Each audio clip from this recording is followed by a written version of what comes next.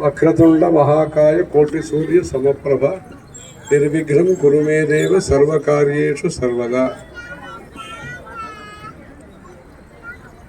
श्रुतिस्मृति पुराणानाम् आलयं करुणालयं नमामि भगवत्पाद शंकरं लोकशंकरम्।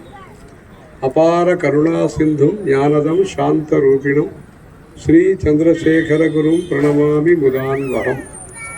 देवे देहे च देशे च भक्त्यारोग्य सुखप्रदं बुध पामर सेव्यन्तं श्री जयेन्द्रं नमाम्यहम्।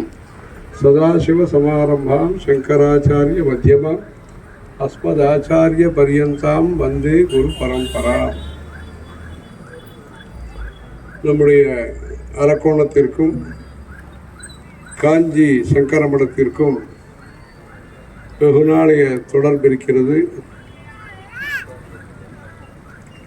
காஞ்சி மடத்தின் சார்பாக பல ஆன்மீக பணிகள் அரக்கோணத்திலே நடைபெற்று வருகின்றன. சமுதாய பணிகள் நடைபெற்று வருகின்றன. கோவையில் இருக்கக்கூடிய சங்கரா கண் மருத்துவமனையின் சார்பாக டாக்டர் ரமணி அவர்கள் மூலமாக இந்த அரக்கோணத்திலே 50,000த்திற்கும் மேற்பட்ட பொதுமக்களுக்கு நல்ல கண் சிகிச்சையானது இங்கிருந்து மக்களை அழைத்து சென்று கோயம்புத்தூருக்கு அங்கே சாப்பாடெல்லாம் பண்ணி வச்சு மறுபடியும் பத்திரமா இங்கே கொண்டு வந்து அவங்கள விட்டு தேவைப்பட்டால் சில மாதங்களுக்கு பிறகு மறுபடியும் ஏதாவது அவங்களுக்கு மருந்து மாத்திரைலாம் சரியாக இருக்கா என்பதையும் ரிவ்யூ அதையும் செய்து சிறப்பான கண் சிகிச்சையை அரக்கோணம் பொதுமக்கள் அதில் பயன்பெற்று வருகிறார்கள். இப்படி சமுதாய பணியும் ஆன்மீக பணிகள் பல காலமாக நடைபெற்று வருகின்றன. ஏனென்றால் காஞ்சிபுரத்துக்கு வரணும்னா நிறைய வெளி மாநிலத்தை சார்ந்தவர்கள் அரக்கோணம் தான் வரணும். அதனால் அங்கேருந்து ரயிலை ஏற்றி விடுறதோ ரயிலேருந்து இங்கே கூட்டின்னு போகிறதோ எல்லாம் அரக்கோணம் தான் காஞ்சிபுரத்துக்கான கனெக்ஷன். இந்த ஊரிலே இங்கு புதியதாக வந்திருக்கக்கூடிய ரயில் என்ன வந்திருக்கிறதோ, வட்ட ரயில் வந்திருக்கிறதோ, பிராட்கேஜ் ரயில் வந்திருக்கிறதோ, அந்த காலத்திலிருந்து சங்கர மடத்தினுடைய முயற்சி அதில் முக்கிய பங்கு இருக்கிறது. ஜார்ஜ் பெர்னாண்டஸ் மந்திரியாக இருக்கும் பொழுது, அவரும் நிதிஷ்குமார் அவர்கள் ரயில்வே மந்திரியாக இருக்கும் பொழுது, அந்த சமயத்தில் ஜாபர் ஷெரீப் ரொம்ப கரெக்டாக சொன்னார், அவர் ஞாபகம் வச்சிருக்கார்.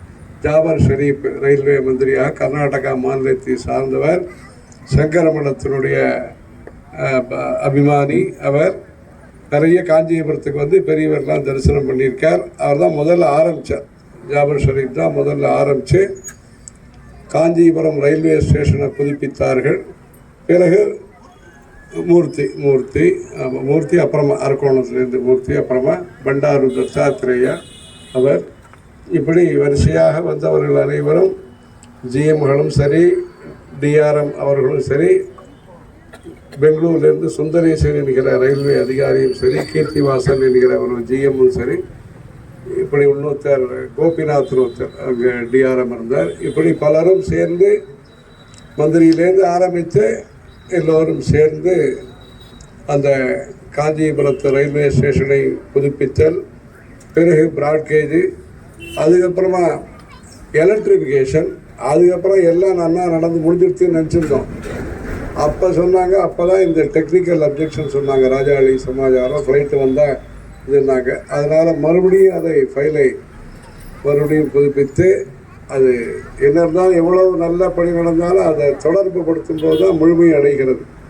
ஆகவே அந்த 60 கிலோமீட்டர் அந்த ரயில் வட்ட பாதையாக இருந்தாலும் அது அரக்கோணத்துக்காரங்க நினச்சா தான் அது முழுமை அடைகிறது. ஆகவே இந்த 3 கிலோமீட்டர் இடத்தை அவங்க கையகப்படுத்தி அதற்கு பிறகு இங்கு அதுக்காக ஸ்பெஷல் லைன் போட்டு அது ஆகவே அரக்கோணம் முக்கியத்துவம் வாய்ந்த அந்த காலத்தில் பிரிட்டிஷ் காலத்திலேருந்து ஆரம்பித்து இந்த அரக்கோணம் என்பது மிக முக்கியமான ஊராக இருந்து வருகிறது. இதன் மூலம் 60 கிராமங்களுக்கும் மேற்பட்ட பொதுமக்கள் பயன்பெற்று வருகிறார்.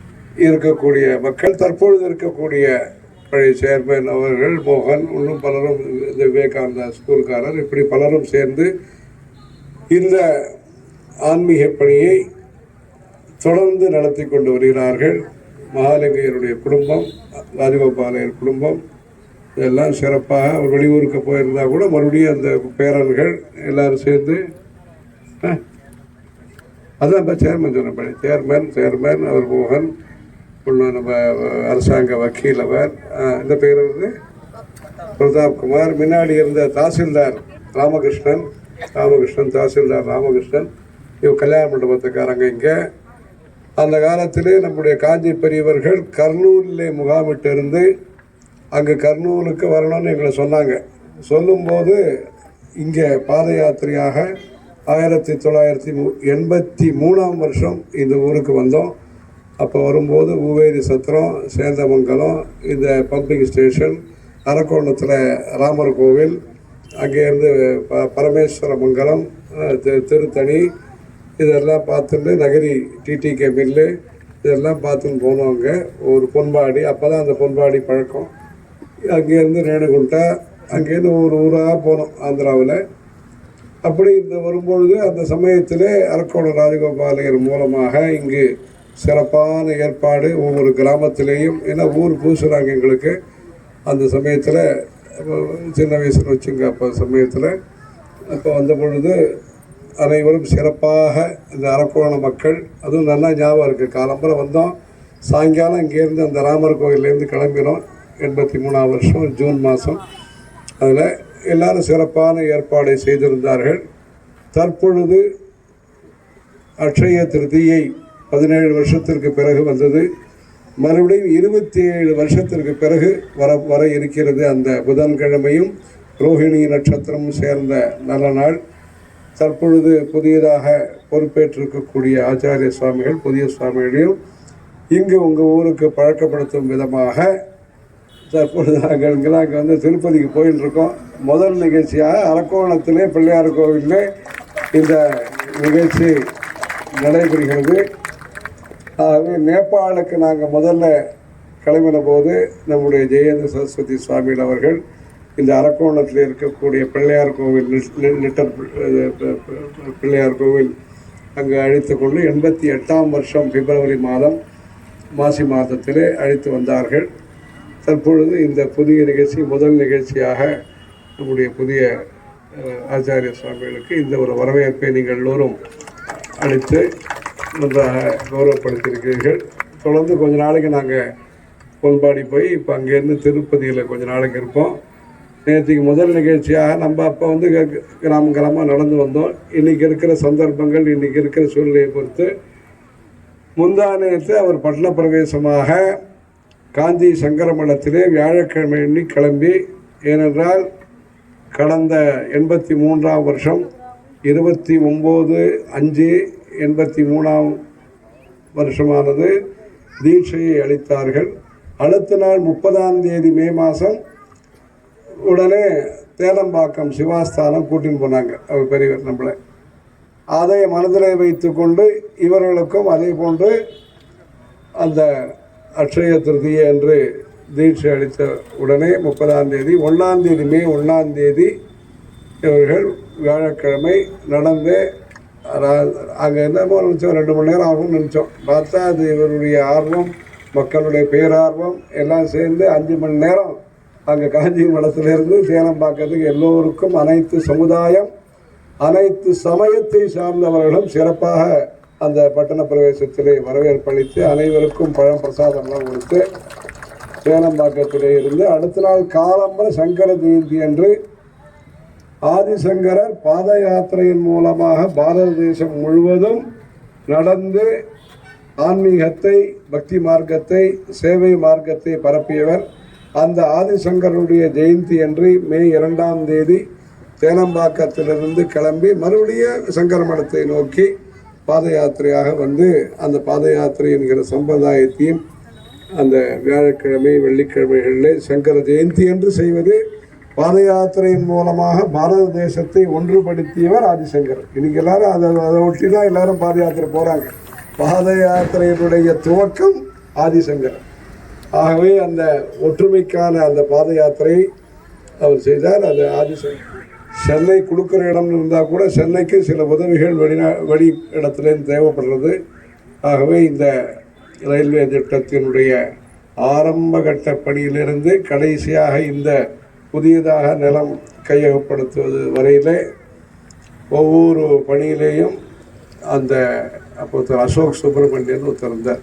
அவர் ஜார்ஜ் பெர்னாண்டஸுக்கு பிஎஸ் அவர். இப்படி பலரும் சேர்ந்து இந்த பணியை சிறப்பாக நடத்தி முடித்து கிராம நகர இணைப்பை இந்த அரக்கோணம் மக்களுடைய ஒத்துழைப்புடன் இந்த சிறப்பான திட்டம் சென்னை, செங்கல்பட்டு, காஞ்சிபுரம் அந்த திட்டம் சிறப்பாக நடைபெற்று வருகிறது.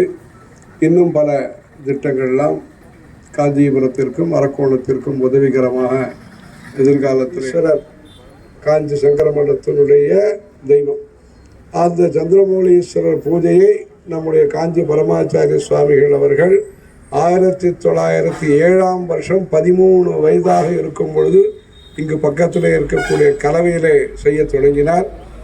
அதற்கு பிறகு 1954ஆம் வருஷம் நம்முடைய ஜெயேந்திர சரஸ்வதி சுவாமிகள் அவர்களுக்கு சன்னியாச தீட்சை அளித்தார்கள். அதுக்கப்புறமா 1983 ஒருத்தர் வந்தார். அதுக்கப்புறமா தற்பொழுது அந்த நிகழ்ச்சியை தொடர்ந்து இந்த சிறப்பான நிகழ்ச்சியானது 2025 நடைபெற்றிருக்கிறது. அரக்கோணம் பொதுமக்கள், பக்தர்கள் இதுபோன்று காஞ்சியோடும் காஞ்சி சங்கரமடத்தோடும் நல்ல உங்களுக்கு இருக்கக்கூடிய புனிதமான தொடர்பை மேலும் மேலும் வலுப்படுத்தி இந்த குரு பரம்பரையினுடைய அந்த அன்பு, ஆதரவு, ஆசிகளோடு இந்த நல்ல பணிகள் மேன்மேலும் அரக்கோணத்திலே சிறப்பாக நடைபெற்று இந்த நகரம் மேன்மேலும் நல்ல பெயரும் புகழும் பெற்று சிறப்பாக வளர வேண்டுமாய் செல்வ விநாயகரை பிரார்த்தித்து ஆசீர்வதிக்கிறோம். ஹரஹர சங்கர, ஹரஹர சங்கர, ஹரஹர சங்கர. ரொம்ப நேரம் ஆயிடுச்சு. வேற ஒன்றும் இல்லை, கிளம்பிட்டோம். ரயில்வே கேட் அங்கே ஒரு இது இன்னும் கொஞ்ச நாள் இருந்துட்டு போங்க காஞ்சிபுரம் அப்படிங்கிற மாதிரி. அதனால இப்போ வந்திருக்கோம். எல்லாருக்கும் பொதுவாக கொடுத்துட்றோம் பிரசாதம், எல்லாரும் எடுத்துங்க.